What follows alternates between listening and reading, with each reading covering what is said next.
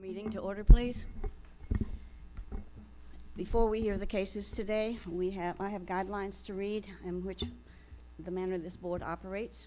So if you'll bear with me while I read everything. This is a public hearing, and we are the Zoning Board of Adjustments for Putnam County, Florida. We operate under the authority of Articles 11 and 12 of the Land Development Code as amended. The primary responsibility of the board is to hear and decide appeals challenging final determinations made by the Planning and Development Services Department under the Land Development Code, and to hear and act upon requests for variances, special use permits, non-conforming use determinations, and preliminary development plans under the Land Development Code. A variance is a relaxation of the requirements of the zoning code in a particular case where, because of unusual circumstances, a little enforcement of our zoning code would result in undue or unnecessary hardship. The zoning code permits us to authorize variances only for height, size of structure, size of yards, and open spaces.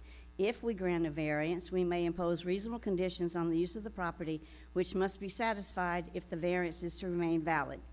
The standards we use in deciding whether or not to grant a variance are listed in Section 45-833 of the Land Development Code. A special use permit is special permission to use property in a fashion in which the zoning classification of the property does not automatically permit.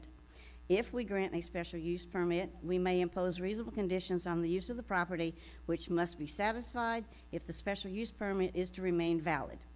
Unlike a change in the zoning classification, as a general rule, a special use permit only applies to the specific use requested in the application for a special use permit.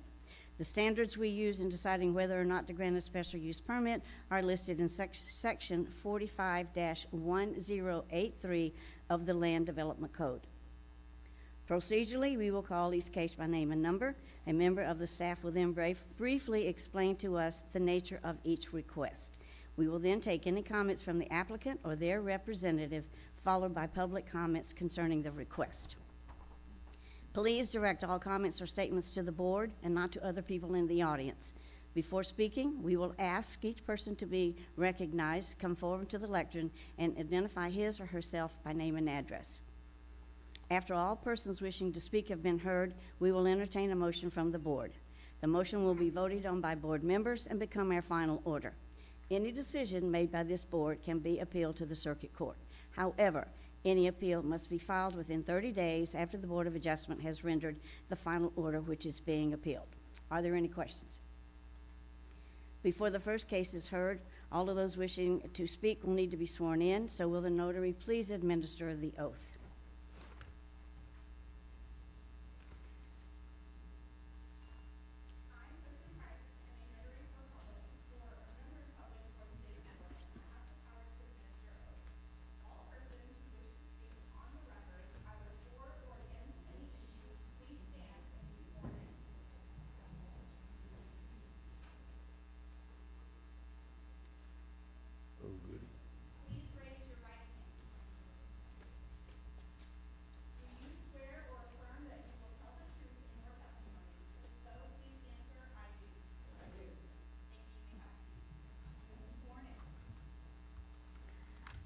Okay, before we hear from staff, we need to do an ex parte or conflict of interest roll call.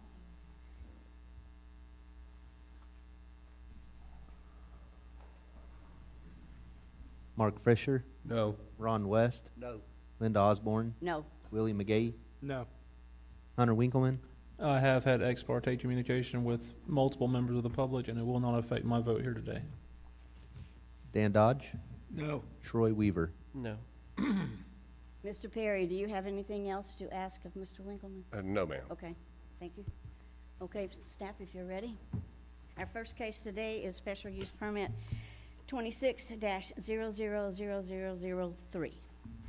Thank you, ma'am. For the record, Ethan Thompson, presenting special use permit 26-000003 for a communications tower in the agricultural zoning district. The applicants are Next Tower Development Group. The agents are David Booth and Holtzman Vogel, and Joel Russo was added as well. Parcel ID is 03-09-27-0000-0030-0000. They will be leasing 0.147 acres on a 42.99 approximate acre parcel located on the west side of West River Road in Palatka. The future land use is agriculture and the zoning district is agriculture. The subject parcel is 42.99 acres in the ag zoning district. The tower site is proposed to be in the area of undeveloped, partially wooded land on a lease space of 6,400 square feet. The request is for a special use permit to develop a 255-foot with a 10-foot appurtenance communication, herein referred to as cell tower. Land Development Code Section 45-72E10 requires a special use permit to locate a cell tower in the ag zoning district, and that the cell tower must meet or will meet the supplemental regulations of 45-172. Here is an aerial of the area, the zoning, the future land use, the flood zone, the Putnam County GIS maps jurisdictional wetland layer here. And then these are documents supplied by the applicant. This is their aerial. And you can see here and on the next slide, there is a gray line that kind of encircles the proposed development area that is also jurisdictional wetlands. So there are additional wetlands on the property.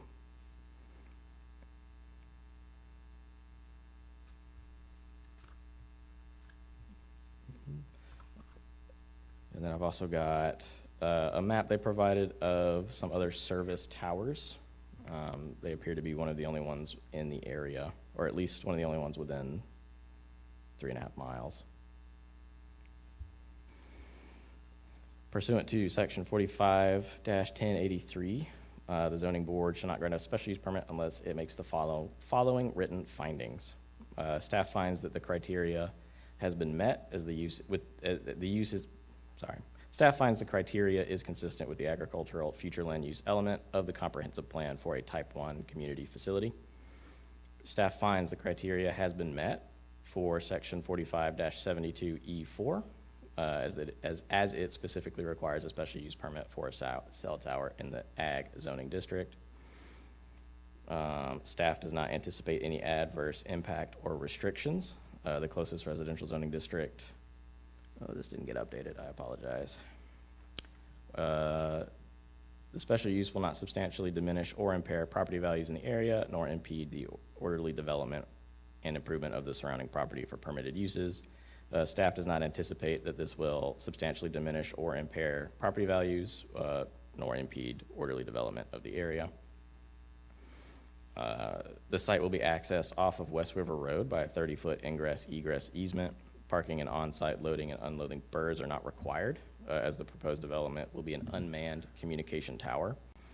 The proposed tower only requires periodic trips by technicians to maintain the equipment and will not require any measurable traffic impacts.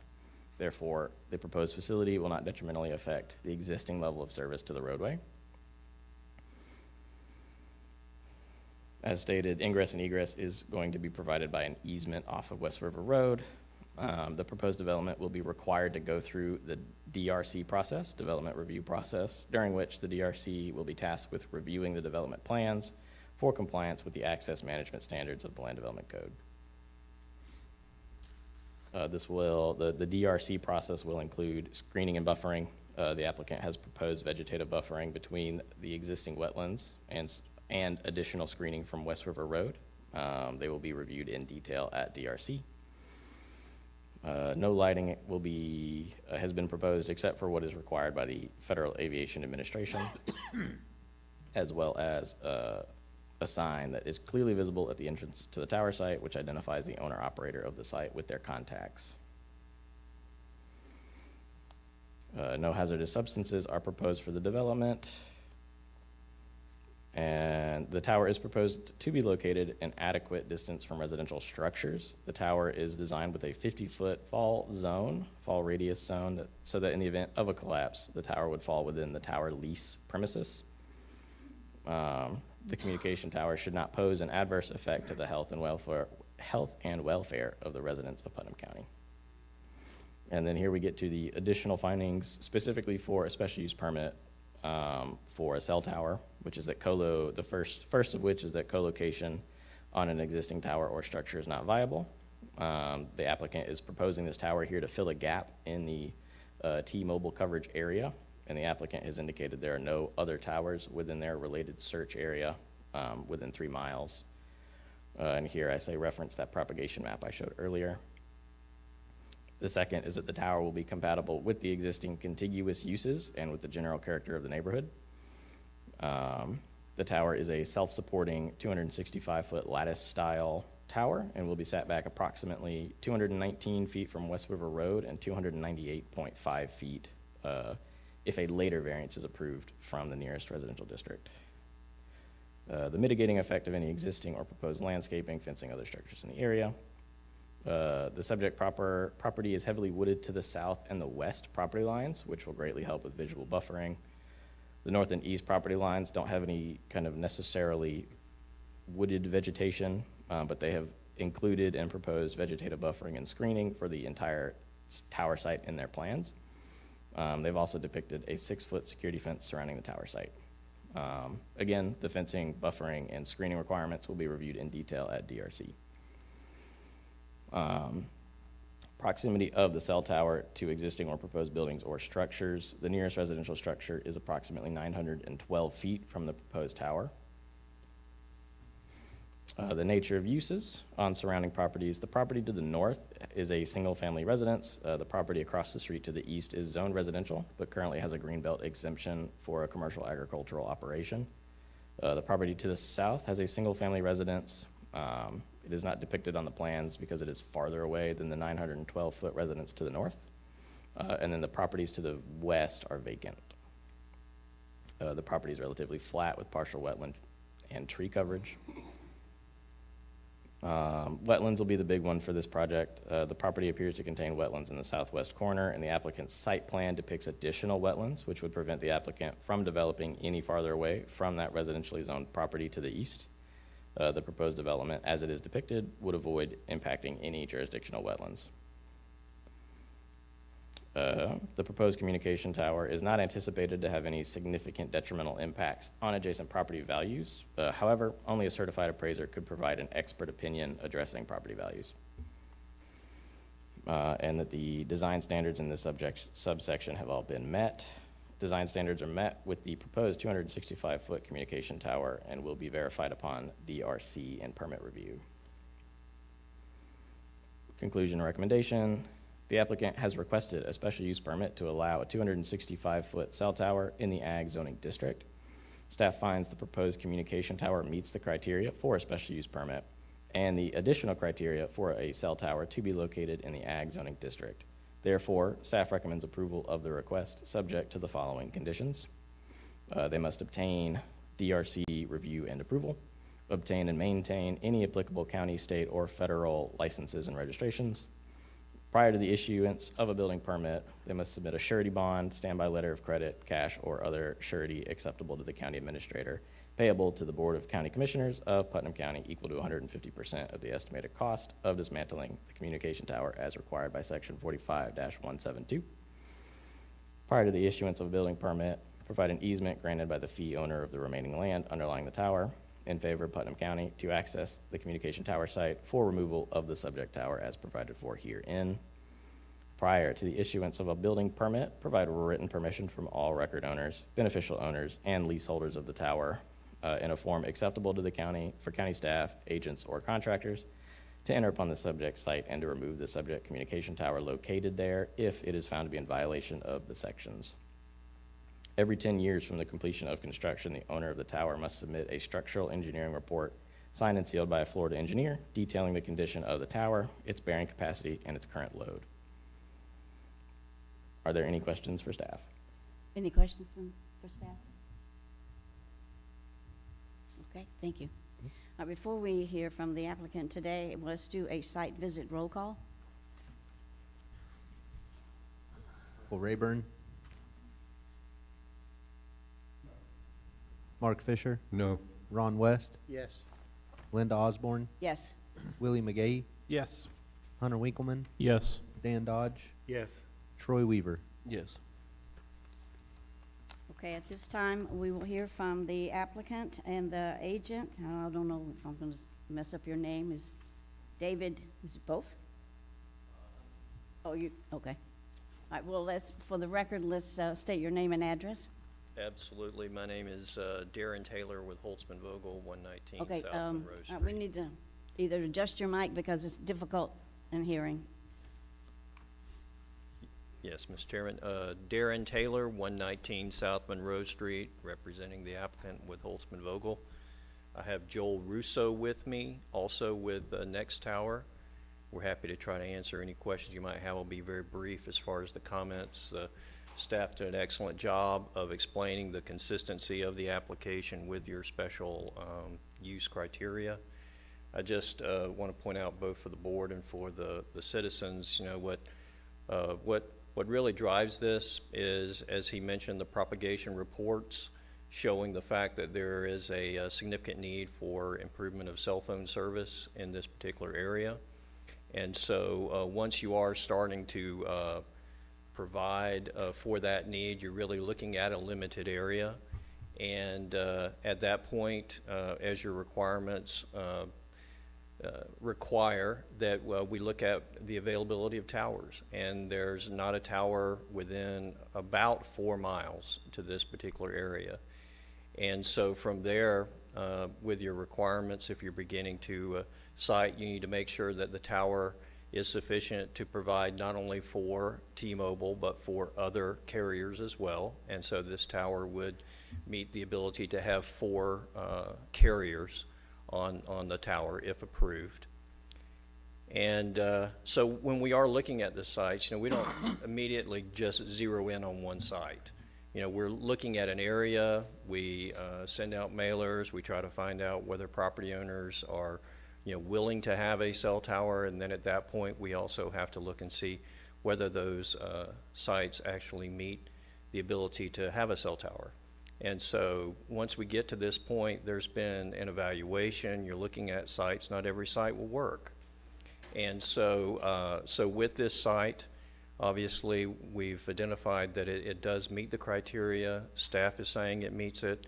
What we do know is that as you do begin to drill down on the individual site planning, there are significant wetlands on the property, and it limits where you can have a cell tower on the property. And one of the comments, we see some of the citizen comments related to where the tower is located. It's a 42-acre site. Why can't you place the tower further away from the roadway? We understand those comments.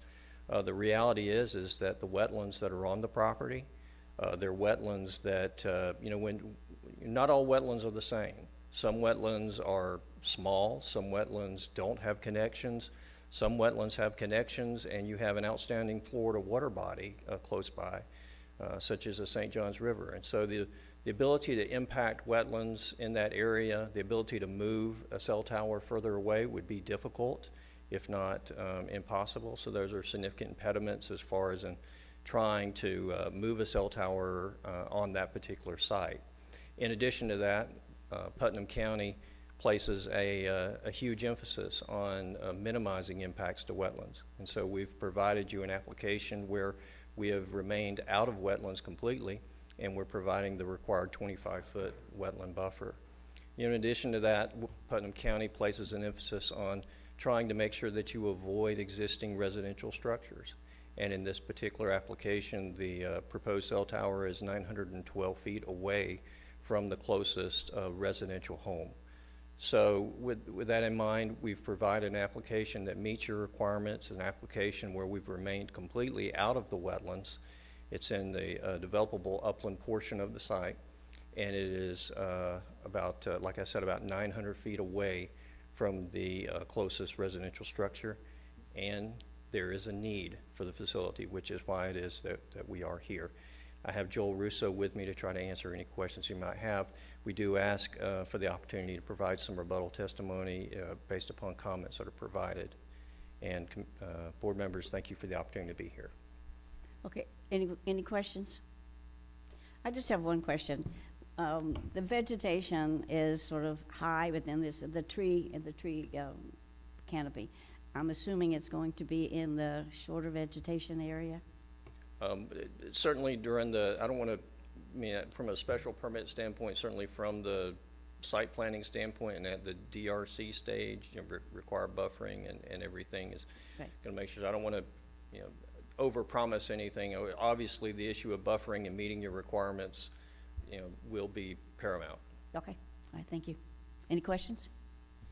Madam Chair, staff, can you pull back up the report that was provided by the client on the wetlands that they had indicated? So my question is that outline of potential wetlands, was that done just through survey? Was that a wetland delineation? Do you have a wetland impact study showing that that is exactly the crisis you're facing in regards to wetland outlay? I do know that Terracon did the evaluation. I have Joel Russo with me. I believe that was a delineation, but I will defer to Joel on that specific question, make sure we give you an accurate answer. For the record, please state your name and address. Joel Russo, Gainesville, Florida, 1920 Northwest County Road 235. Okay, we're gonna need to talk up. Okay, sorry. Joel Russo, 1920 Northwest County Road 235, Newberry, Florida. We did, initially we had survey visit the site. We had the site initially further west on the property. In the first evaluation from Terracon, because it's kind of deceiving to the normal person that it's a classified wetland. So we did have the site moved originally more west. Obviously that would generate Army Corps of Engineers and a whole kit and caboodle of additional approvals if sought. The last one we did through any type of wetland impacts through Putnam County took us over a year just to get a response out of the Army Corps of Engineers, which is why we opted to move the site east outside the wetlands, abutting the wetland line. But it was delineated. We did a full phase 1 and we did a full NEPA report on the site as well.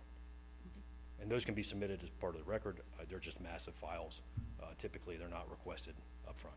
Does that answer your That question? answers my question, thank you. Okay, all right. Any other questions from staff? From board? Okay, thank you, sir. Thank you, Chairman.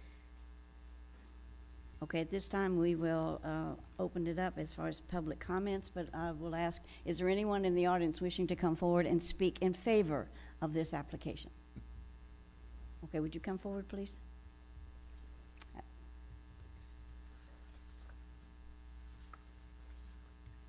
Did you fill out a speaker card? Oh, okay. You can do it in a minute then. All right, for the record, please state your name and address. My name is Dana Gribble. I live at 107 Brem Street in Palatka. Actually, it's called the Harbor. It's an old neighborhood, and we all have problems with our cell phones. We cannot get signals. My neighbor across the street has one corner of her property where she can get a signal, and that's when it's not raining. So yes, I'm 100% in favor of this cell tower, as well as many of my neighbors. Okay, well, you can only speak for yourself. but- That's right. Any questions? Anything else? Nope. All right, thank you very much. You're welcome. Anyone else wishing to come forward and speak in favor? Before we look at speaker cards, I want to make it on the record. We did receive 6 by email letters of opposition, and those, we're not going to read every one of them, but those are part of the record. So if you want to go in and view those 6 letters of opposition, you can do that. So at this time, we will go with the speaker cards that I have. And all of these are in, when I can see, opposition. So Jonathan Jones, would you like to come forward? Oh, since there's so many people wishing to speak today, we do try to limit each person to 3 minutes. So be succinct in what you have to say. Mr. Jones? For the record, please state your name and address. Jonathan Jones, 102 Bridgeport Road, Palatka, Florida. In most of those maps that you showed. Please speak in the mic, because it's hard for the people in the audience to Sorry. hear what we're saying. In most of those maps you showed, my house was one of the few that you could see from it. I'm here to, I'm sorry, I'm a little nervous. I don't normally do this. I came straight from work. The proposal involves a 256-foot communications tower in what is currently an agricultural and residential area. A structure of this size raises concerns about compatibility with the surrounding neighborhood in terms of scale, visibility, and overall character. I heard the comments about there's tree cover on one side and they're going to put up vegetation on the other. This is going to be way higher than the tree cover even. So I have very few trees between me and where this site is proposed. I'll be able to see it from my front yard, my backyard, all my front windows, see it from my pool. While I understand the, because of the flat terrain in our area, this tower will likely be highly visible from all my property and my neighbor's property, all that stuff. At a minimum, I believe this decision like this should be carefully considered, the impact and existing residential and character of the community. It is agricultural. We can't really see anything industrial out there. It's very nice to be out there in nature. I'm not worried about the cell service whatsoever. I respectfully ask the board to consider whether this location is the most appropriate and least impactful option for this type of structure. And I don't understand if this project can't meet the basic protections in this code, then it may not be appropriate for this location. That's what I got. Okay, all right. Any questions for Mr. Jones? All right, thank you, sir. Thank you. The next speaker will be Kathleen Kelch.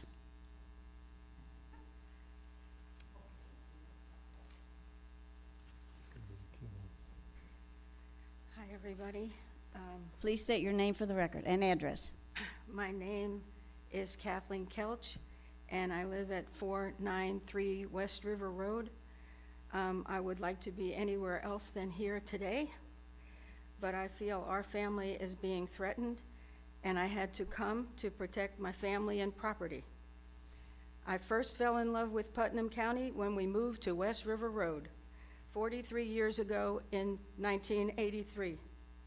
I am a trustee of the Good Tree Land Trust, which my husband and I initiated about a year ago to buy the 212 acres across the street from where the cell tower site is. It is 7 parcels under 1 deed, and it is zoned residential 1.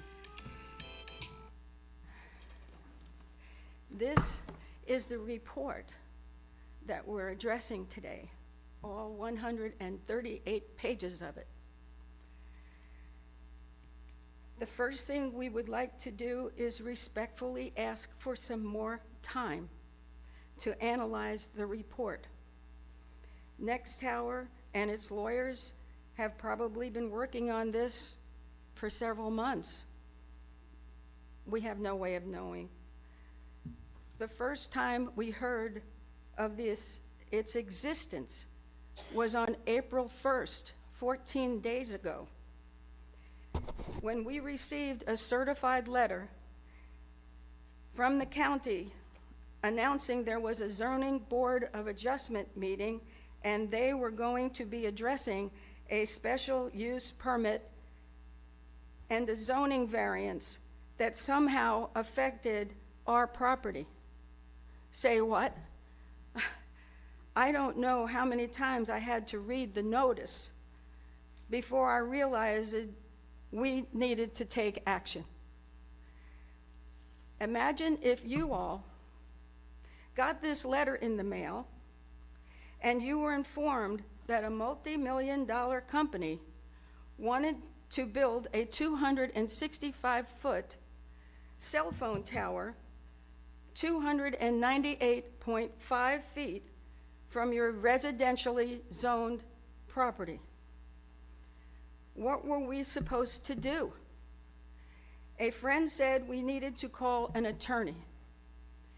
After a phone call, some emails, and a face-to-face meeting, we were basically told it was a done deal.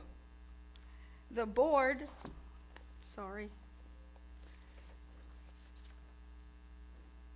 The board, we were told, was just made up of everyday citizens, like we were, that took the advice from the zoning staff and passed what they were given. We dropped that idea that someone else was going to save the situation for us, and we needed to come in person. We have had very little interaction with the county department, even after 40 years of living here. But we worked with the zoning staff a couple of years ago, making a zoning change on one piece of property. I found the staff to be professional and polite and reasonable, but I wasn't trying to hurt anyone. I was just trying to make sense of a convoluted problem. Staff asked me through the process, they walked me through the process, and it was a good experience all around. So we had to take action. We downloaded the staff report. Mrs. Kelch, you need to wrap it up, okay? Please, ma'am. Yeah, I don't have much more. Okay. The property, this is gonna take time. We downloaded the staff report and tried to figure out how it was possible that on a 40-plus acre property, the county was saying there was only one small spot the tower could be built.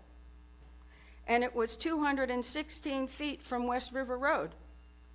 So we are not anti-cell tower. Everybody wants good cell tower. Everybody wants good reception. But we are anti having our property devalued for any amount.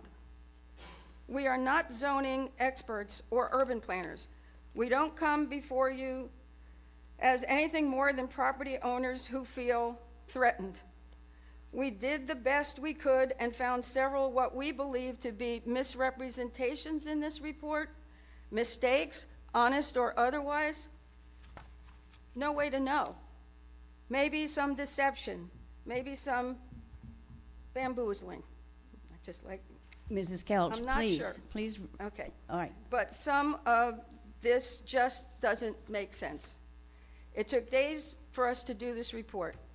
I'm going to skip some of this. Please do, My because I'm son- going to call time on you. I'm sorry, but we've got a lot of people who want to speak today.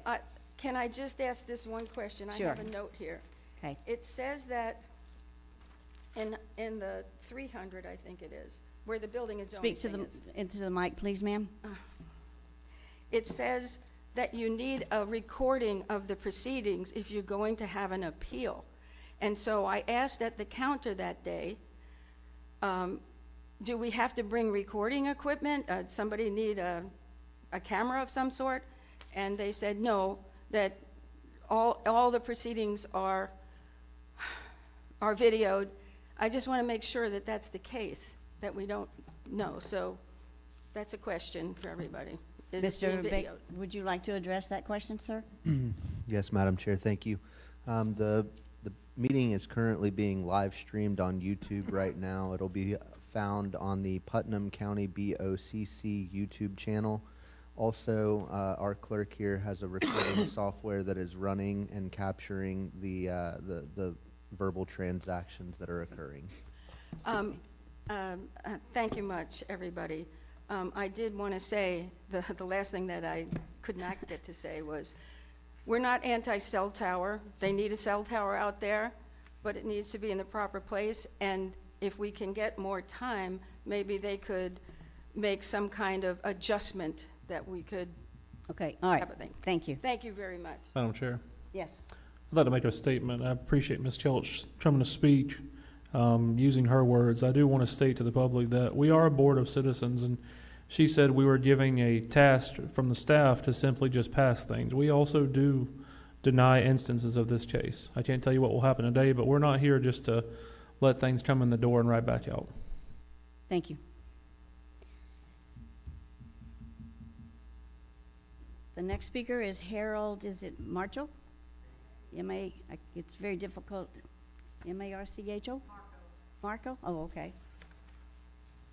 Please state your name and address for the record. Good afternoon, everyone. My name is Harold Marco. I live at 216 St. John's Drive, which is in direct line at the river from that tower. Picture you just posted earlier with the red arrows, we're at the shortest arrow going to the river is my front yard, and many of these people here. Address us, please. Address us. The mic. Address us. Do not address the audience. So talk to us. Okay. Okay, thank you. So all I'm saying today is that according to the picture I just saw, we're the closest to it in our home. And the other arrows went longer, but the one to our house happens to be shorter because it ends at the river. And all these good people here, that's my main point. The thing is, at a safe distance, I wouldn't care, but I feel I'm in a very dangerous spot. And all the wildlife between that spot and our house, we have bald eagles, we have wild turkeys, we have horses, we have cows, and all the beautiful residents that live along the river and in these surrounding neighborhoods. So all I'm saying is, please give this a hard look at how close we are on St. John's Drive in our homes to that tower. That's all. Okay, thank you, sir. Thank you. Sandra Smith? Madam Chair. Yes. Before the next speaker comes available, and this is just simply for record purposes, are you able to control the timer just so we are aware of? West is. Oh, Mr. West is. Okay, normally it's illuminated. Is it Yeah, currently well, out, we Zach? tried to or- get it to set, and we couldn't get it to Okay. come on, so Yeah. Mr. West. And I'm just saying, so people don't feel disparaged or that we're giving them more or less time than others. Normally it's True. illuminated, so. I'm trying to hold it to 3 minutes, but Mr. West has his timer in his Understood. cell phone. Thank you. Thank you. All right. Good afternoon, Madam Chairman and board members. My name is Sandra Smith. I live at 130 Kelly Smith Ranch Road, Palatka, Florida. It's a plaque address, but I live right off of West River Road, where the proposed cell tower is located. I oppose this request to reduce the setback by 500 feet. This is not a minor adjustment. This is a dramatic reduction that places a cell tower just 295 feet from homes in a residential area, as you've already heard. There have been many market studies and real estate experience has shown that cell towers do reduce the property value. I know they said it would just minorly diminish the value. We don't know that for sure. I think that was just an assumption. Presta property across the road is riverfront property, so I don't know. And also buyers frequently avoid properties near visible towers, and that not only impacts the individual homeowners, but also the broader tax base. The visual impact alone, the line of sight visibility, you've already heard from people, flashing lights at night. The FAA or whoever regulates that, they're definitely gonna have to put lights on that tower. They're not gonna, the next tech, whatever it was called, anyways, won't have to put any on. It's the FAA that will require it. So approving a reduction of this magnitude also sets a concerning precedent. It opens the door for future encroachments into residential zones, gradually eroding the protections homers try to rely on. So I would kind of like to know they were talked about the alternative sites, but across the river, it's only a mile across. Federal Point Road is listed in their stated coverage objective. There's a lot of ag over there. There's already cell towers over there. I would like to hear their comment, not right now, but on their time. And have they considered co-locations on existing towers? So on their stated objective, they did mention Federal Point. It has fewer homes, like I was saying. It's ag. You could have a cell tower over there, and there's always towers there. Go join them. Additionally, within the stated coverage objective, a specific reference was made to Florida Medical Educational. Was that facility contacted to confirm a service need? Because that's the whole thing. They're saying there's not enough service. Or is it assumption being used to fairly justify this location? Did they get this off Google Maps? Is there someone here to answer that? We will answer those questions at the Oh, end. okay, I'm So sorry, if- okay. The agent usually takes down questions that he will address at the end as a Okay. rebuttal. Thank you. If the board does consider approval, I respectfully request at a minimum that the tower be required to use a stealth or a monopine. I'm sure you've seen that in larger towns. They make it look like a pine tree to reduce the visual impact, and it does not affect their signals or anything. But I respectfully ask that the zoning board members deny this request, which that this appears to be a matter of convenience in a way and not necessity. Uses property that has a lot of marshland on it. But I feel like approving this request would send a clear message that establishes setbacks meant to protect homeowners can be reduced by hundreds of feet, and that sets a precedent, and once that line is crossed, it becomes much harder to defend in the future. Thank you for your time and consideration. Thank you. Yep. Mr. Zach, come up here, because we couldn't get this timer on, so it's not, Carrie, can you come check IT too, please? yeah, I'm trying to. Yeah, because it says start, and it's not started. Wait a minute. Stop. It's not coming on. No, hello. Program one, right there. Do they see the minutes just right there, but there's nothing that the speaker can see on this side? Okay, it's just right there. Okay, all right. You It does give an audible tone when there's a certain amount of time left. Is correct, Zach? Yes. So for the speakers coming forward, it does give an audible tone when you're out of time. I'm sorry? Madam Chair, for the record, for future speakers, if they hear there is an audible tone. Right, there is a beeper. Yep, so they're aware of that, that's all. I think, too, there is a timer right up here. If you want to go ahead and hit start real quick, please. Hit the start button? Yes, ma'am. Yep, there's a timer right here that counts up. Stop. Clear, okay, we got it. Thank you. All right, the next speaker is Kimberly Rhymes. Don't touch it. For the record, please state your name and address. I'm Kimberly Guthrie Rhymes, and I reside at 780 West River Road, 782 and 786 West River Road. Good evening. I'm here to represent a family legacy of 70 years on this land. I'm here to request the denial of both the SUP 260003 and the VAR 260002. Under Florida law, the burden of proof is 100% on the applicant to prove they meet every criterion of the code, and I feel that they have failed to do so. The staff analysis admits this area is primarily single-family residence and a greenbelt exempt, and industrial utility is fundamentally incompatible with residential greenbelt. Also, my family has documented turkeys, deer, and other wildlife on this 70-year property. These animals rely on the quiet, low-intensity nature of this greenbelt.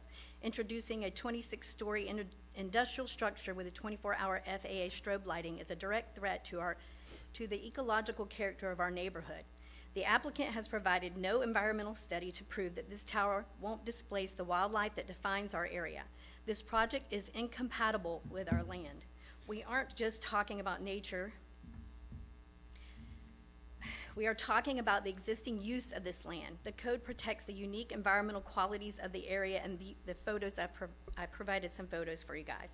Furthermore, the applicant has provided no competent, substantial evidence regarding property values. The staff report explicitly states that only a certified appraiser could provide this opinion, yet no such expert report exists in the record. Without it, this board cannot legally find the tower won't have a detrimental impact. As far as regarding the variance, I'm speaking on that as well. The applicant seeks to reduce a mandatory 750-foot setback by 60% down to 298 feet. They claim wetlands are the hardship, but on this 43-acre parcel, the math simply doesn't work. My research of county GIS maps shows that if the applicant moves the tower to satisfy the setback for the neighbor to the east, the wetlands force them into a position that violates the setback for my residents. This isn't a unique hardship. It is a fundamental site failure. A variance is for minor relief, not to fix a property physically too constrained for a project of this scale. You cannot bypass the safety law because the developer chose a lot where the math fails. If the 750-foot safety buffer won't fit, the tower shouldn't sit. The applicant notes the adjacent lot is vacant, but the law protects the land's future value. A family building there tomorrow deserves the same 750-foot protection as everyone else. Granting this established a dangerous past practice. You are signaling that Putnam's safety codes are negotiable for corporate convenience. This undermines our zoning integrity. A code only enforced when it's easy for a developer is not a code at all. The 750-foot rule protects families and our residential character. The applicant hasn't proven hardship, provided an appraisal, or proven compatibility. I ask you to uphold the Putnam County Code and deny both the special use permit and the variance. Thank you. Thank you. Okay. Oh, you gotta reset it. Okay. Pat Breedlove.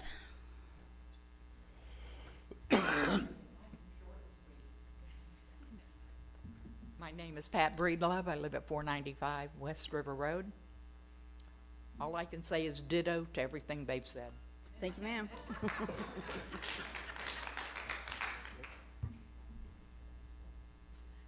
Is it Aaron Smith?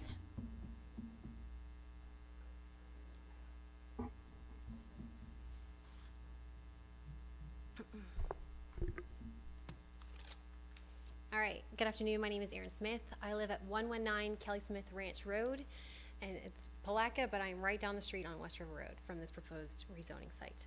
So I am here to notify the board that a full assessment of the health and safety for the public use of this the health and safety assessment for this special use permit has not fully been assessed.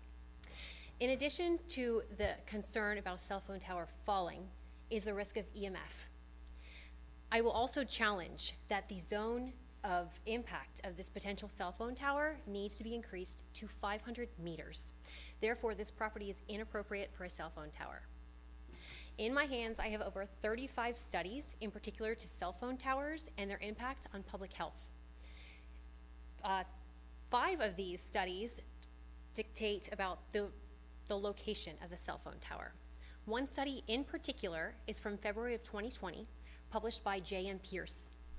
And it states that there was ample evidence back 6 years ago that if cell phone companies would like to limit their liability of their impact on the public, they need to separate their cell phone towers by more than 500 meters. This is 1,640 feet, also a third of a mile.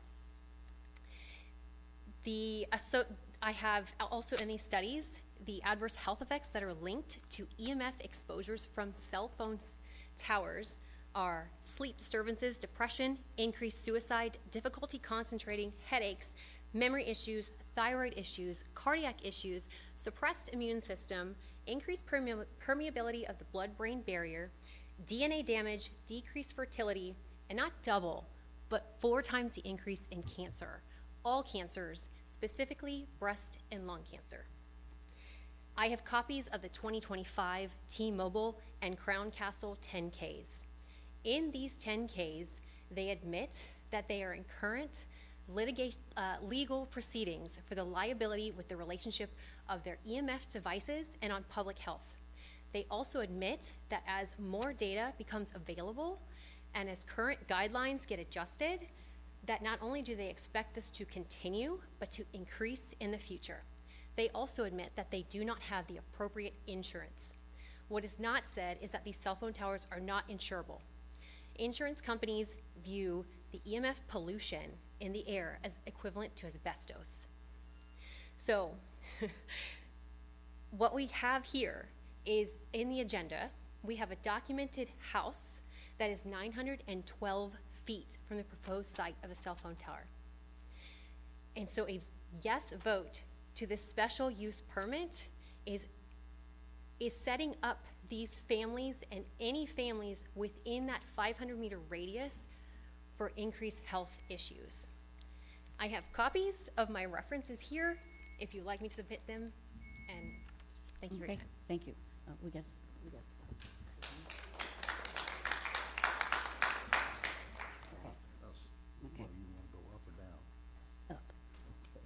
going up. All right, Douglas Mann?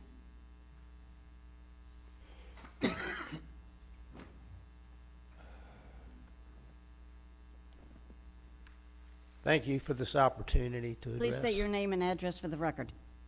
I was getting to that. My name's Douglas Mann. I live at 120 Cedar Creek Road. I'm 70 years old. I've been a 30-year resident of the county. 30 years. Student at Florida State in the 1970s. Florida was the 22nd most populous state in the union. Now we're number 3. Our state is being destroyed by developers. Okay, there was mention of need, there was mention of impact, all kinds of things. I agree with everything. These are your constituents. Turn around and speak to us, please, These sir. are your constituents, ma'am. Okay. Not these people that are from Gainesville or Monroe Street somewhere else. They are not your constituents. These are your constituents, and they don't want this stuff. They don't want the overdevelopment, and neither do I. Okay, so as far as need goes, this is my cell phone, T-Mobile. From my location at Cedar Creek Road, I never have a problem getting a signal. Okay, so anyone that is having a problem getting a signal, there's such a thing as a landline. Everybody that has their life circling around these things, it's ridiculous. I've never seen anything like it. We need to stop the overdevelopment. We need to push back on the stuffed shirts. They keep coming and building and leaving. The helicopters, everything else. We're tired of it. That's all I got to say. Have a nice day. Thank you, sir.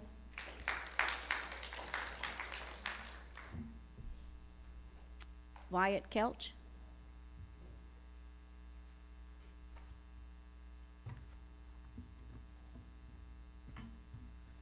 Wyatt Kelch, 493 West River Road.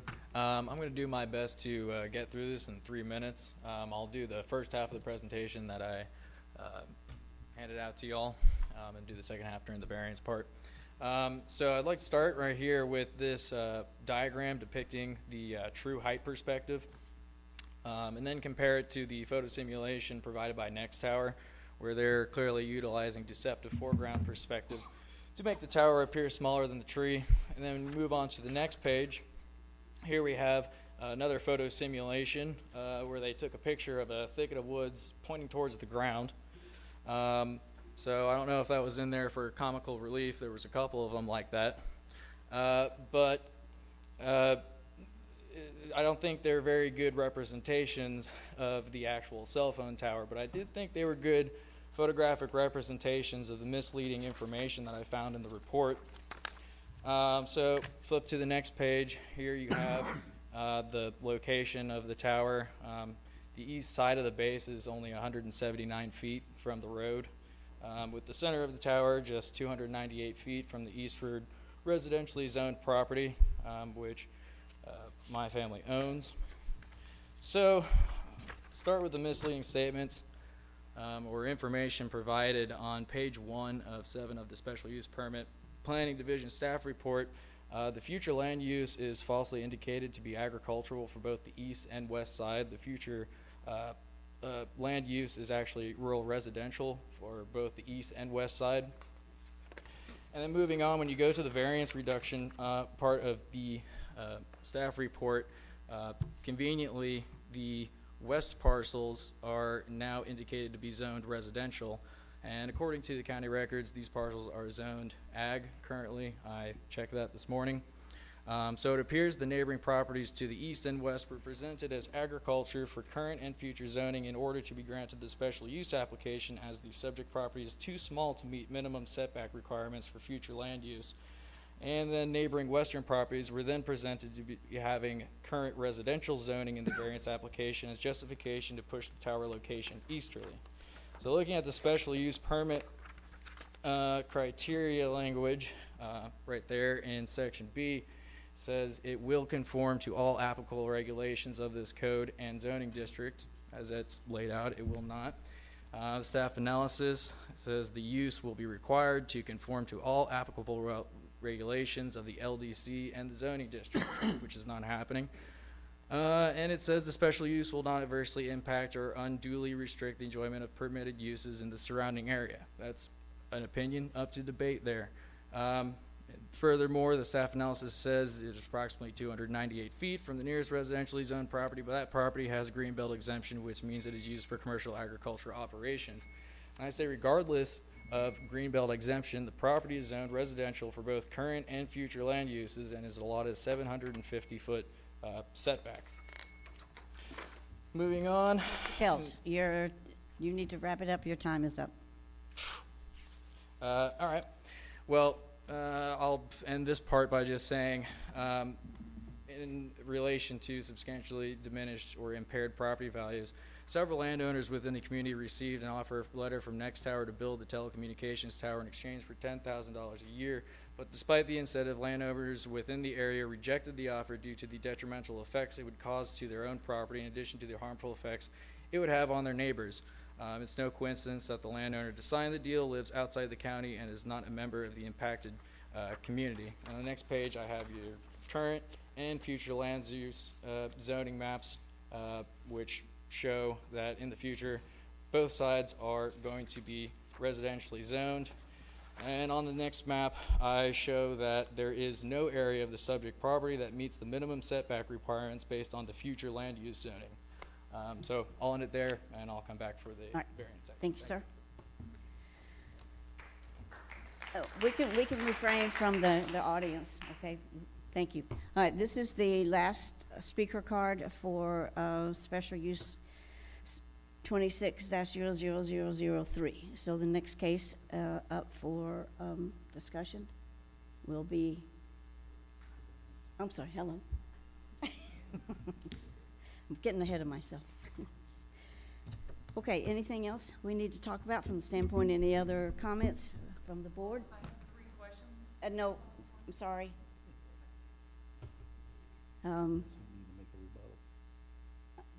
You want a rebuttal?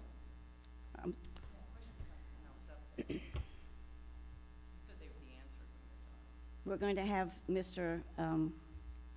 The next gentleman, I mean the applicant for next net tower come up. I'm getting ahead of myself today. Thank you, Ms. Chairwoman. Be happy to try to provide some answers to the questions for the residents that were asked. And first of all, I want to mention the fact that under federal rules, local governments are to limit decisions based upon land use matters, not based upon health-related issues, EMF, or any of those things. That's clearly established in case law. So, you know, the focus is on the requirements that are established in the Land Development Code as far as on the issue of siting towers. On the issue of trying to identify a tower, say, on the other side of the river, certainly the reason that doesn't work is because, just as the testimony had mentioned, there are towers over there, and the towers aren't close enough. You know, and the closest tower is 3, close to 4 miles away. So the issue of a tower on the other side of the river being able to meet the demand for this area, it doesn't work. We have looked at multiple parcels, and so this is the property that certainly that's before you that does work as far as the ability to have the tower on the site. On the question of compatibility, a lot of issues were related. Certainly your comprehensive plan and Florida statutes requires compatibility, and the way that your land development code addresses compatibility is through the requirements of buffering, which takes place in the development and the DRC in the application. We are going to meet absolutely your buffering requirements to ensure compatibility. On the question of we mentioned about the issue of the ability to adjust on the site. It's related directly to the idea of the wetland delineation. If we cannot move it further without impacting wetlands on the site, and based upon the issues of the connection of the wetland system towards St. John's, we would have a fairly high impediment in order to do that. A lot of the testimony that received questions related, certainly understand gentlemen living on St. John's Drive, The distance of those homes are further than we provided you the closest residential house, which is the 912 feet. Any other homes are beyond that distance of the 912 feet. On the issue of property values, staff had provided the competent substantial evidence. That's a study that they provided demonstrating minimal impact as far as on property values. The question of property values, cell towers, the issue of 750 feet. From a planning perspective, from a best management practices standpoint, 750 is not some kind of rule of thumb.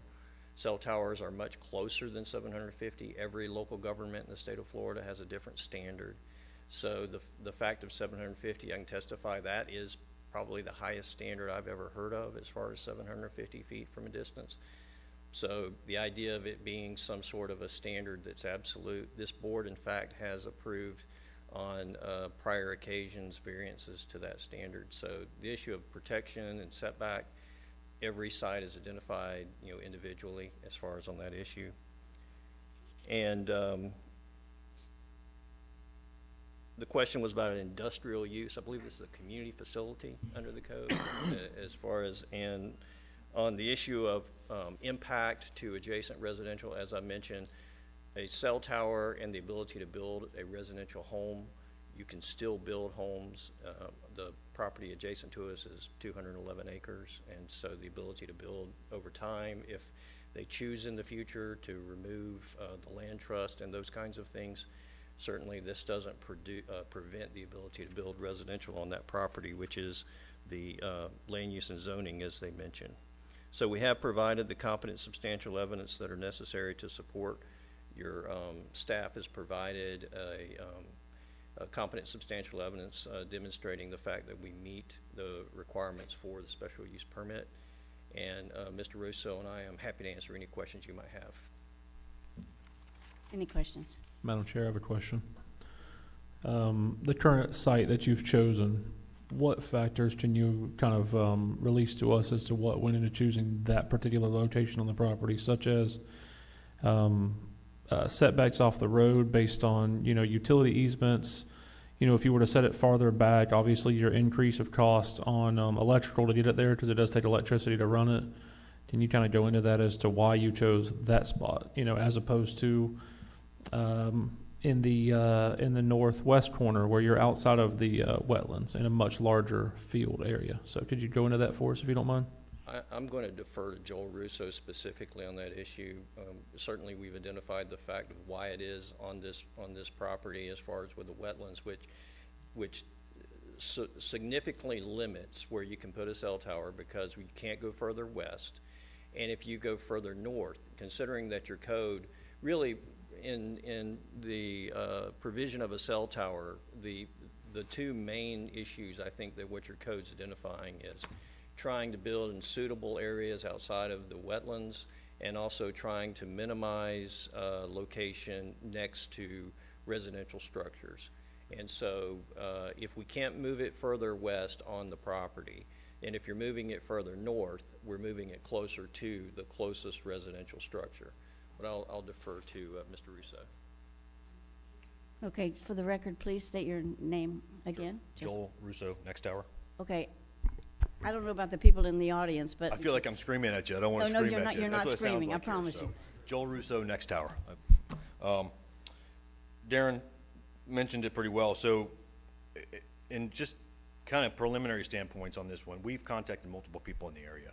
When we get an issued, we're a build-to-suit vendor for T-Mobile, and when we're issued a search ring for T-Mobile in an area of need, the first thing we do is basic 101 planning on properties, and we reach out to many property owners. In this case, I think we reached out to around 12 property owners in the vicinity. Obviously, there's a number of things that have to happen for a site to come to fruition. There's got to be an agreement. There's got to be a value on it. Does it meet tower economics for us? Does it meet tower economics for the property owner? And all the environmental sensitive areas that come with properties, setbacks and wetlands and things like that. In this case, we did keep the tower south on the property to try to maximize the separation from any residential structures. That's first and foremost. We, again, I mentioned before, we originally anticipated moving further back into the property before we knew we had wetland concerns, which moved the tower out front. But we have been through this rendition a couple times with environmental and survey. So I'd be happy to provide any back data on additional property owners, but obviously we have to have somebody that's willing to work with us on a property as well. So hope Any that other answers your questions? question somewhat. Okay, all right, thank you. Thank you. Okay, now, this time. We are ready to close this portion to the public and open it up for board discussion and motion. Madam Chair, can I still ask a question for Mr. Baker? Sure. Zach, on a lease, because this is considered a lease, does that infrastructure get attached to the property in regards to tax base value? Do we assess that? Yes, sir. The tax assessor would collect taxes from the property owner, whether there's an agreement between the the occupant next tower and the landowner to pay the taxes. That I can't answer. Thank you. Any other questions? Okay, ready for a motion? Madam Chair, I'd like to make a motion. I move we deny special case SUP 26-00003 as the request does not meet the criteria in regards to concern for potential impacts to the area that are beyond what we would deem as a board to be a negative impact to the community. I authorize the chair to sign the final order and again move to deny special case SUP 26-00003. Second. Okay, we have a motion and second to deny special use permit 26-00003. Any further discussion? All of those in favor of denial, please indicate by raising your right hand. 1, 2, 3, 4. 1, 2, 3, 4, okay. All opposed? 1, 2, 3, 4. Okay, right now we have a tie vote. So we need to come up with a decision and we need to readdress this again and see if we can break the tie.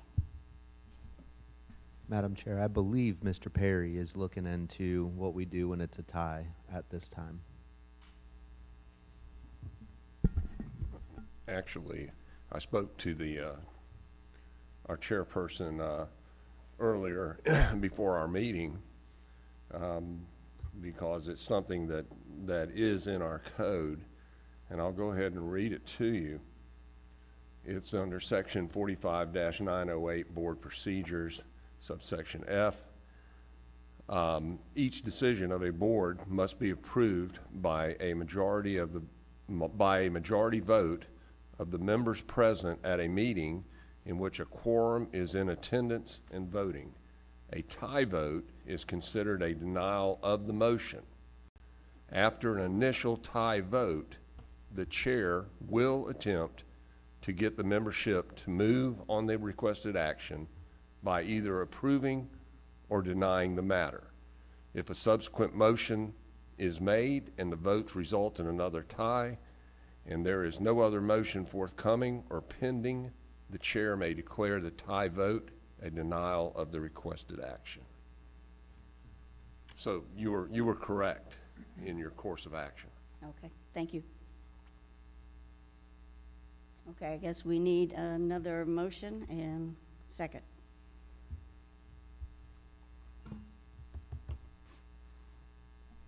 Mr. Perry, I have a question. Would it be out of order for a person who's already made a motion to make another motion of the same type that was previously stated? You know, I don't really know, Hunter. That's Robert's rules of, that's not a legal question, that's a Robert's rules of procedure question. And to tell you the truth, I don't know right off the top of my head. Mr. Baker, do you have any input whatsoever, sir? Have you ever encountered this?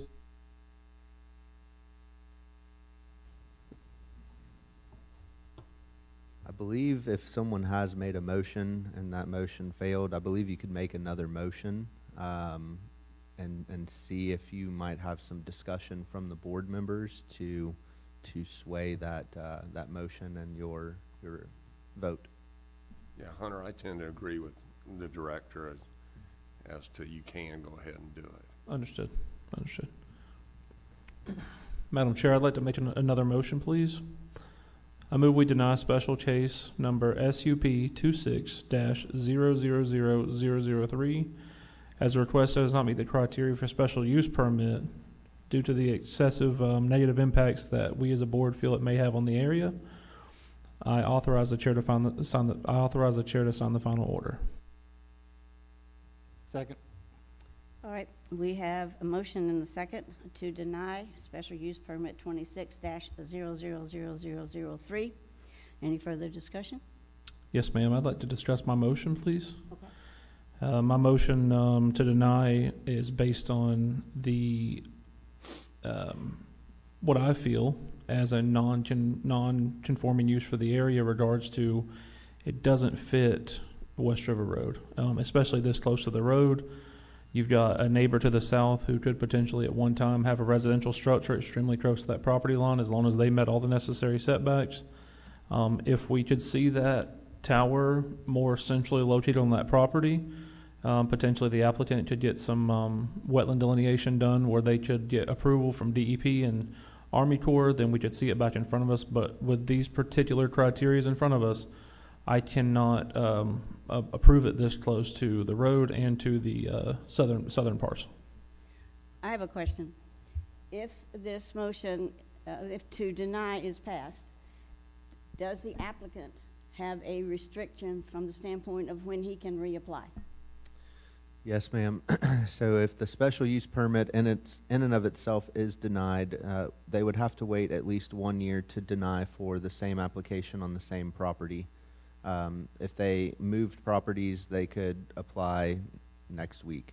I will also say, and I'm just putting this out there, Hunter, it sounds like you don't necessarily have an issue with the tower being on the site. You have the issue with the location of the tower. It would be my suggestion to the board as a whole that we reconsider whether we want to entitle the site for the tower or whether we want to allow it to be located in its proposed location. Because what it sounds like is that it could be approved on the site, but the variance request may be denied. Understood. Did you understand that, Madam Chair? Okay. I'd like to ask for the applicant to come back up, if that's okay, from the standpoint of if it's denied, then they can't apply for that site for another year. But they can apply for a different site, is that correct? If the board denies, truthfully, they could appeal to the Circuit Court of Putnam County. Right, okay. And at that point, the Circuit Court could overturn this board's decision to deny the special use permit. Okay. Does the applicant have any suggestion or would like to, I mean, this is not normally our procedure, but if you're going to use this particular site, can you change where the tower is going to be located? Madam Chairperson, clearly the testimony or the deliberation really appears to be related to the location of the tower close to the roadway, as opposed to the use itself, which is what staff was mentioning, because really the special use is related to the entire site, and the variance issue is related to the proximity to the roadway. And I think a lot of what Mr. Winkleman was mentioning was in your questions was related to whether the tower could be moved further to the west and impact the wetlands. And clearly we'd have to work with staff and really the Corps or the Water Management District, depending upon the jurisdiction, in order to do so. So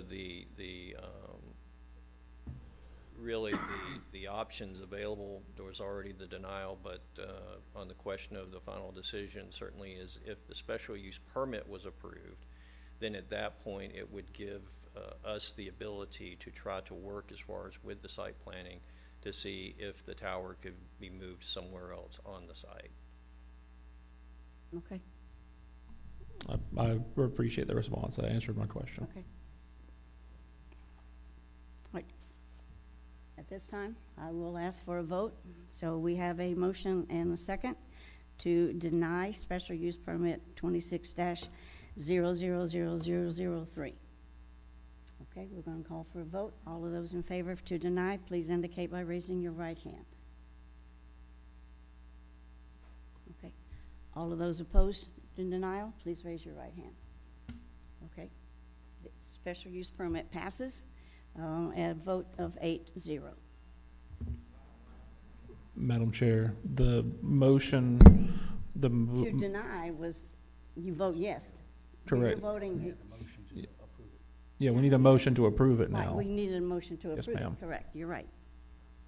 Madam Chair, I move we approve special case SUP 26-000003 as the request meets the criteria for special use permit required by section 12-1203 of the Putnam County Land Development Code with the 6 conditions recommended by staff, and authorize the chairman to sign the final order.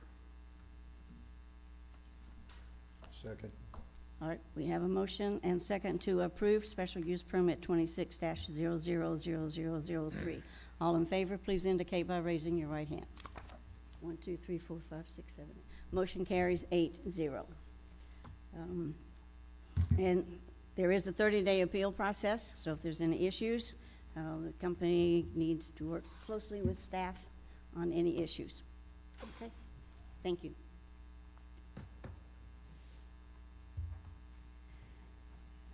All right, our next case is variance 26-00002.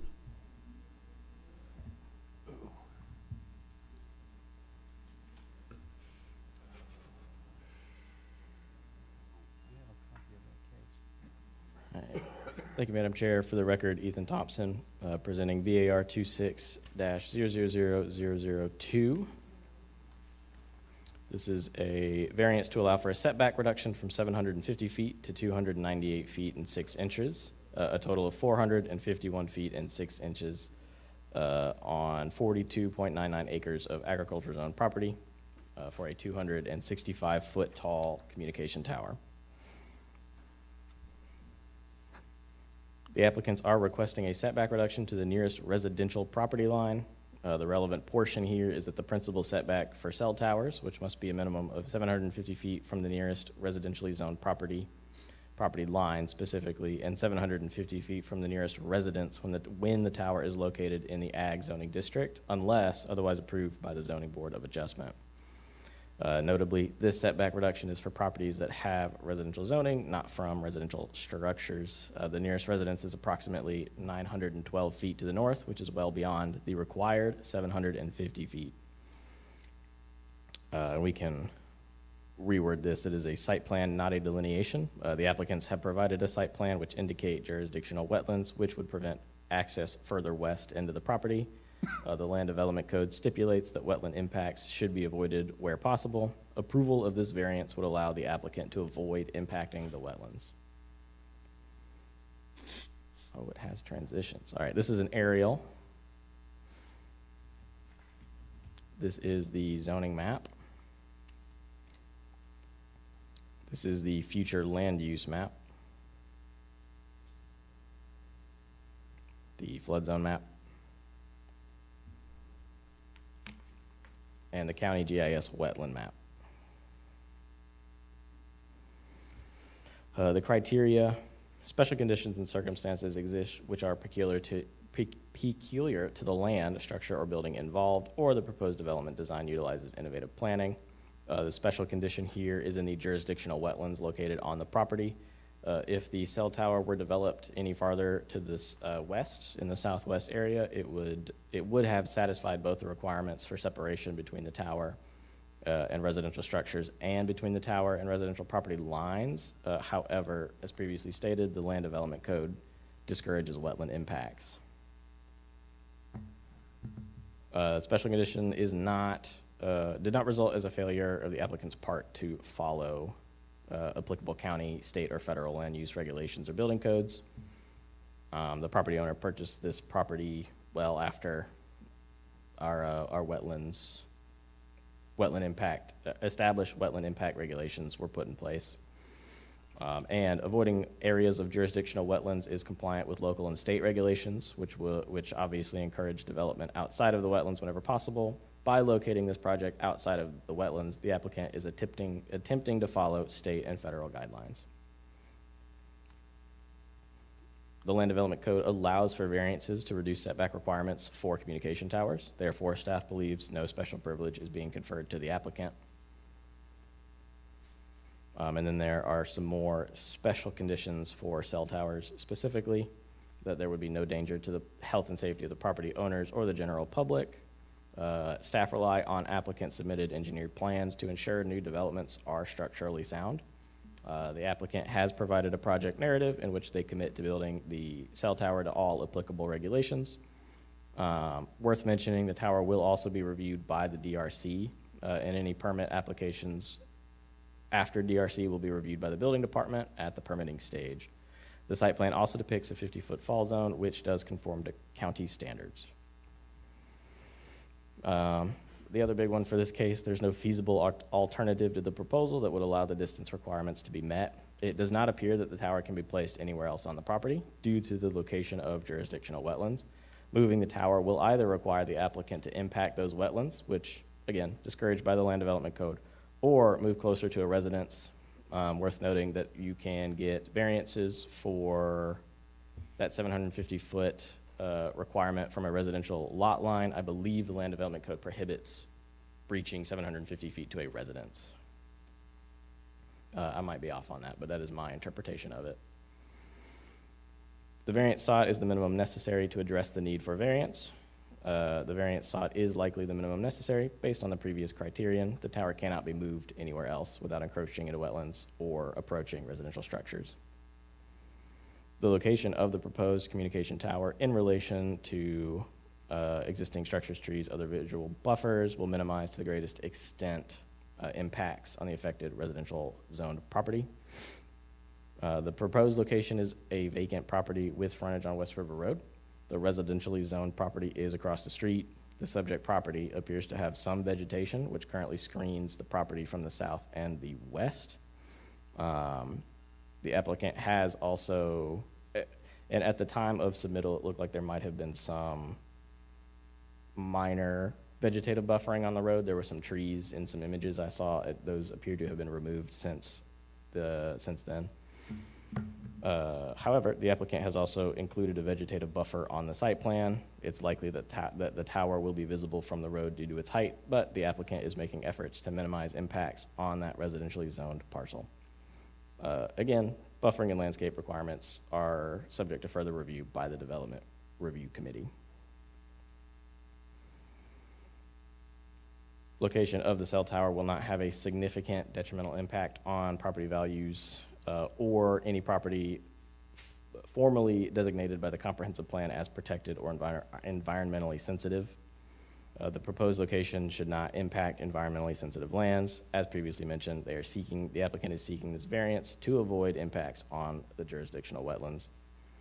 And the proposed communications tower is not anticipated to have any significant detrimental impacts on adjacent property values. However, only a certified appraiser can provide an expert opinion addressing property values. Literal interpretation of the provisions of this ordinance would deprive the applicant of rights commonly enjoyed by other properties in the same zoning district. Cell towers are not commonly enjoyed rights by other properties in the same zoning district. They do require a special use permit from the Zoning Board of Adjustment and approval from DRC. However, it is still an allowed use in the agricultural zoning district, and denial of the variance could potentially place a hardship on the applicant because it could force them to install the tower inside of the jurisdictional wetlands. Granting of the variance will be in harmony of the general intent and purpose of the Land Development Code. The proposed tower will be located approximately 912 feet from the nearest residential structure. The applicant has also proposed a vegetative buffer around the base of the tower to reduce visual impact, which will be further reviewed and regulated by DRC at time of review.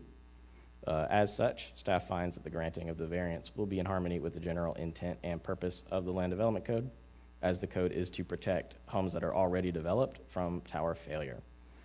In addition, the certified drop radius of 50 feet should be sufficient to prevent debris from leaving the parcel in the event of a tower collapse. Is the variance the minimum necessary? Staff finds that the proposed variance is likely the minimum necessary to reduce the potential impact on those wetlands and in the special flood hazard area. Staff finds that the requested variance meets the criteria required for issuance of a variance in LDC section 45.833 and 45-172I2. As such, staff gives a recommendation of approval of the requested variance to allow for a reduction in the setbacks from 750 feet to 298 feet and 6 inches, which is a total of 451 feet and 6 inches on a 42.99 acre parcel, zoned agriculture, for a 265-foot tall communication tower. The variance is to run with the land in perpetuity, subject to the following conditions. One, that there shall be no deviations from or exceptions to the screening, buffering, and landscaping requirements of the Land Development Code. And the proposed communication tower shall be subject to DRC review to ensure compliance with all applicable regulations. Are there any questions? Any questions? Okay, thank you. Mr. Perry, since these two cases are related, I did not ask for a ex parte communication or conflict of interest. Would they carry over, or should I go and ask for the separate case? Ma'am, I think it'll probably just carry over. However, I don't think that we had a conflict of interest in ex parte communication inquiry directed to Mr. Rayburn. Okay, I think maybe we can do that, but other than that, I think it'll just carry on over. carry on. Okay, I just wanted to make sure, make sure for the record. Okay, before we go on, let's do we already did a site visit roll call, but I'm going to ask for it again. Michael Rayburn, Mark Fisher, No. Ron West, Yes. Linda Osborne, Yes. Willie McGahee, Yes. Hunter Winkleman, Yes. Dan Dodge, Yes. Troy Weaver. Yes. Okay, would the applicant like to come forward?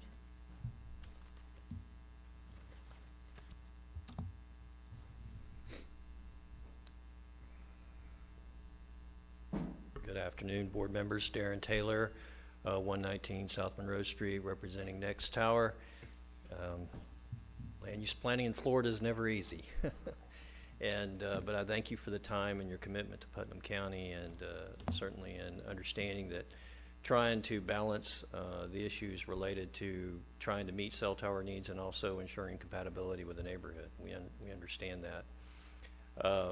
On the questions, certainly now focusing in on this site and the issue of a variance on the property.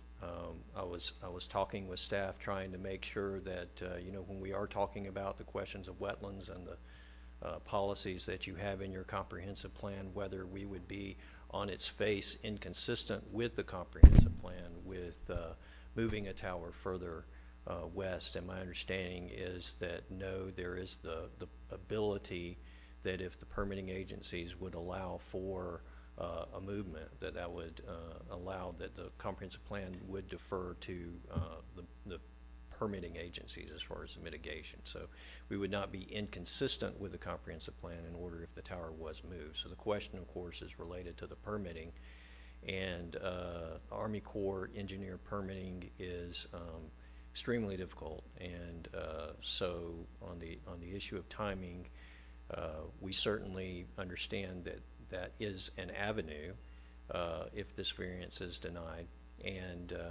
but at the same time, even if it is moved further west, it does not remove the fact that a variance may still be necessary because of moving the property, moving the tower 750 feet to the west could be very difficult.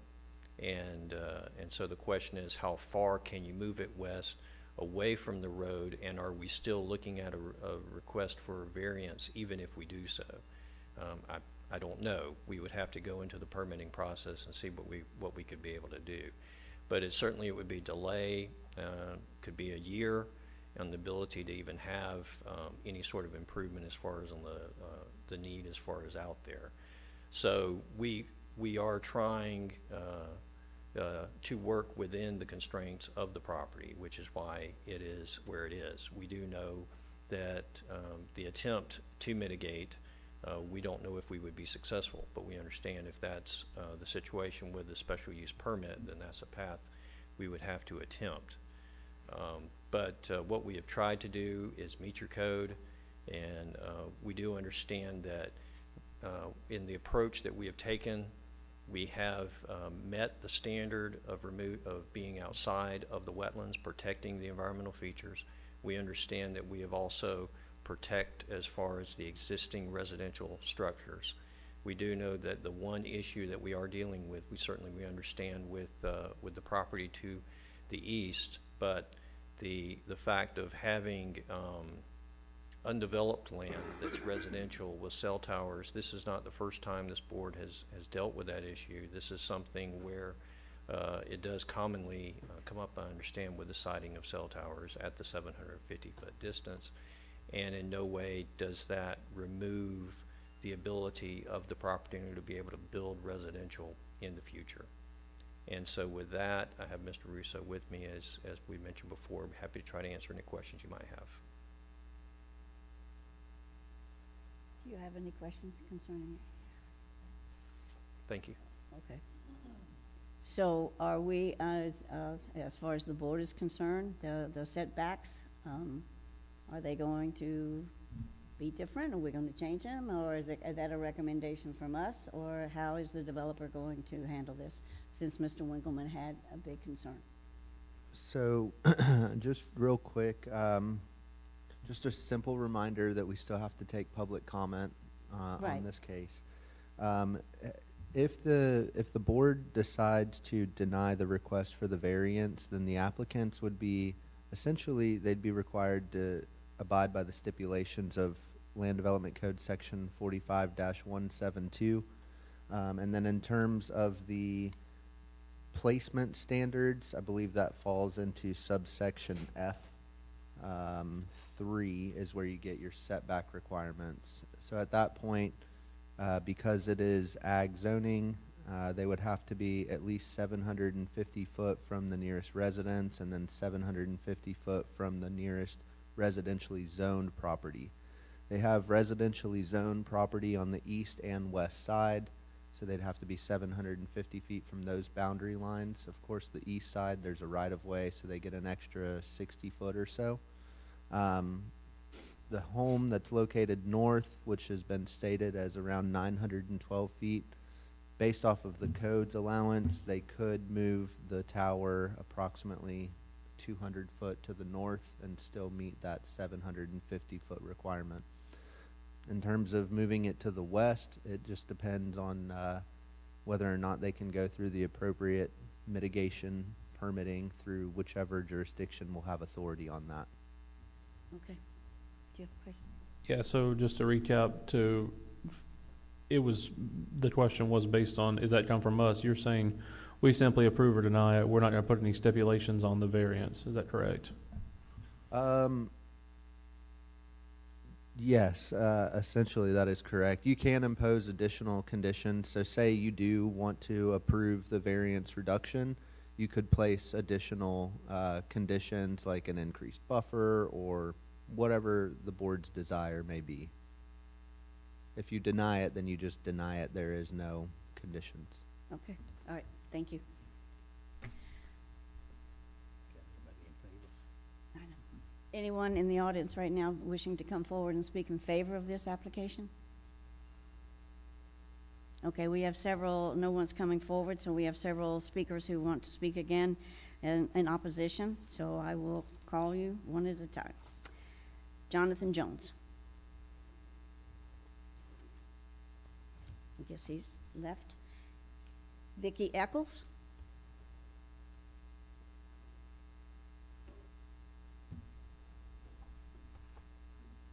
Vicki Eccles, 405 West River Road. I only learned about this yesterday, and I would second much of what you've heard today, and I think you should deny the variance.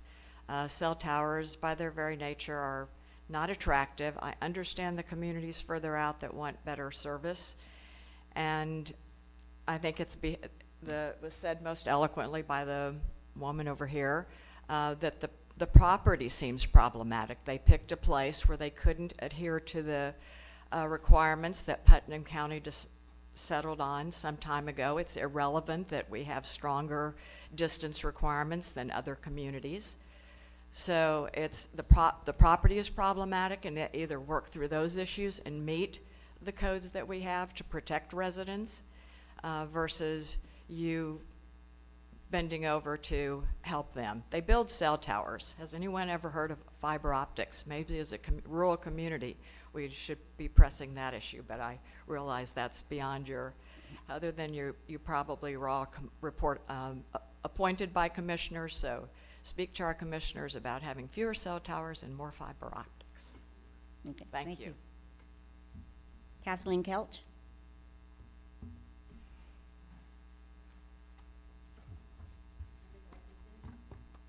My name is Kathleen Kelch, and I live at 493 West River Road. I'm just going to pick up where I left off. And we are not zoning experts or urban planners. We don't come before you as anything more than property owners who feel threatened. We did the best we could and found several what we believe to be misrepresentations, mistakes, honest or not. I guess that's perfectly allowable with these planning tomes.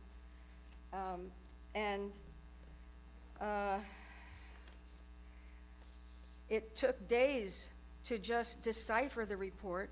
It's complex and confusing subject to non-professionals, that's us. It took days to get a handle on what was entailed. Some of it is technical, some of it relies on expertise we don't have, but to us it needed a healthy dose of common sense. My son was a researcher in the engineering department for 5 years at UF while obtaining his PhD in geotechnical engineering. He wasn't an attorney. He didn't know the law. He wasn't familiar with the language, but he could analyze what was presented.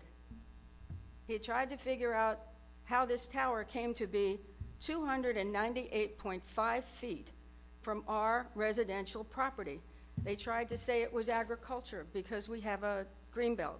That does not take away the fact that we've got residential property. That's what we bought.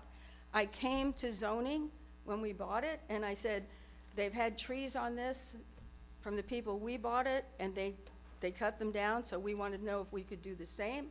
And they said, yes, it doesn't affect your zoning. It's the highest and best. Keep your residential zoning. And we did. And we hope the Zoning Board of Adjustment rejects the proposal as it stands today. Really, if they can find another spot on that property, then whatever the cell phone company has to do, if they have to make a longer driveway or they have to do some more permitting or whatever they need to do, then they should do that. Because this variance, it's supposed to be 750 feet, and they're taking away 450 of the feet. So for us, this is an existential threat. I thank you guys. Thank you. Kimberly Rhymes?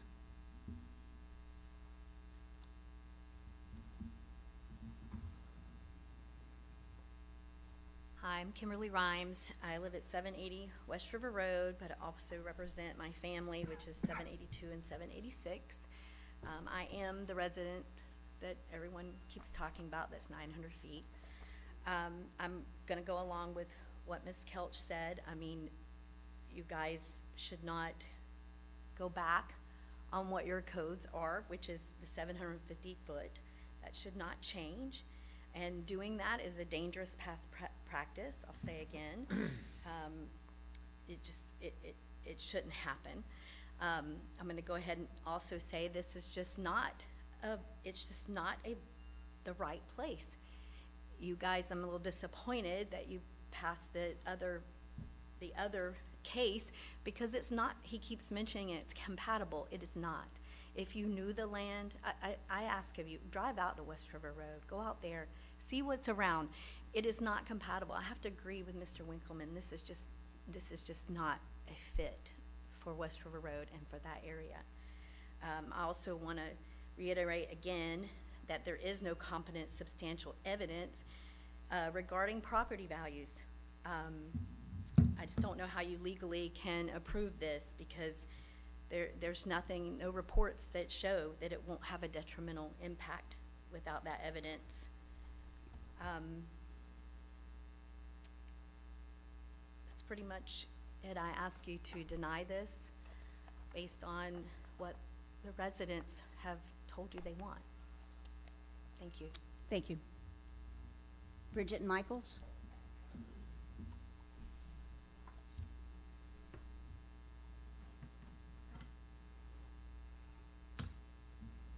Hi, my name is Bridget Michaels. I live at 487 West River Road. I have lived in Putnam County for now over 40 years, been a member of the community, realtor, educator. As a realtor, I sold many homes off of West River Road, some of them right there at Bridgeport area. There's been repeated reference to a need for a certified appraiser to assess whether or not there is any impact on residential values in the area when they put in cell towers. The National Association of Realtors has peer-reviewed studies that report that cell phone towers can reduce property values by as much as 20%. These are studies, as other people have suggested, about health that can be easily looked up. They do exist, and I think they should be considered in allowing for especially something like this as a variance. St. Johns County had a hearing for a smaller tower that under a variance just a week ago on 4/7/26. The board voted 5-0 to deny the request. The board chair, Clay Murphy, made the motion to side with the neighbors. I hope that this committee representing Putnam County community and the residents of the area that this cell phone tower will affect will also do the same, deny this variance and support the community. You mentioned here when you started this meeting about undue and unnecessary hardship. I think this is what we're pretty much looking at, especially under the variance request. Thank you. Thank you. Sir? Okay, we still have some people that's, I understand completely. I just want to go ahead and say we would like to request a denial I'm sorry, okay. a withdrawal of Okay, the speak up. variance. I'm having difficulty hearing. I don't want to request a denial. I want to request a withdrawal of our variance application, please. Okay. And that will go ahead and save some time, I know, for this board and the residents. We thank you for the direction as far as on the special use permit. We have work to do as far as on the site, and we want to make sure we continue to use the time of the public and this board. So. Okay. All right. Make sure that we haven't followed procedures here. The applicant has actually withdrawn his application for the variance, which is, let me get the numbers here. Variance 26-00002. Okay, since there is a request to withdraw, what is the procedure next? Move on to the next item on the agenda, ma'am. Okay, so it is, we will hear this at a later date, I guess, then. We don't know. They withdrew their application. It could Okay. be, All that right. could be the end of it. It's the end of it, okay? Madam Chair, for public's knowledge, Zach, and for us, what's the, if they wish, is the withdrawal considered a complete removal of the application? Can they reapply at a future date? How does that work? That's Yep, so this application for the variance today is essentially kaput. There's no action to take on it. Yes, the applicants could get more site information. They could explore different options for the placement of the tower. But to directly answer your question, Mr. Winkleman, yes, they could submit an application in the next week or two with a new request of reduction. Okay.